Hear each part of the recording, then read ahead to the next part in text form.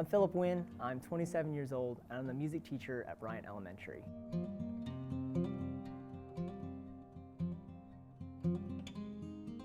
I first started getting into music probably in my band class. My band director was talking about leadership and just how we as people get to interact with other people and how music kind of facilitates relationships and different leadership aspects. And to me, that really kind of caught on with my interests and my development. So when I got to college, I started using music both in the classical realm, you know, with playing with like the OU symphonies and stuff like that. But what really caught my attention was being able to play in church, using my abilities and skills there. And so that's actually one of the things that I do now. I get to lead worship at a local church here in the city. The things that we learn playing our instruments or learning our craft definitely have far-reaching effects into all our other lives. Just like sports, you know, sports isn't just a game. Learning an instrument isn't just about music. It's so much more about character development, about who you are, and expressing yourself.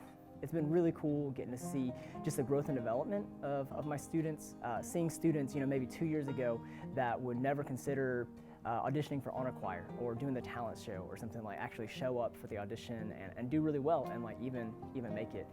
That's always really exciting to see. For me personally, one of my biggest victories I feel like happened this year.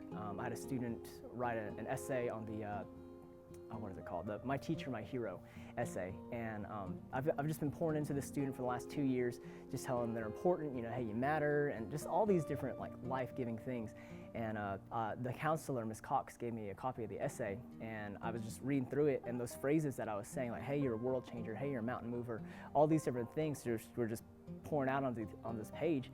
And there are some days where I feel like, you know, is she getting any of this? Like, are you hearing anything that I'm saying? Because, you know, there are days where she has bad days and she gets in trouble or whatever, but I just kept on pouring in. And for her to write those things down, it just kind of solidified the fact that, hey, like what I'm doing is making a difference. What I am doing does matter. Let's pretend we just sang the chorus, okay? I make no apologies, this is me.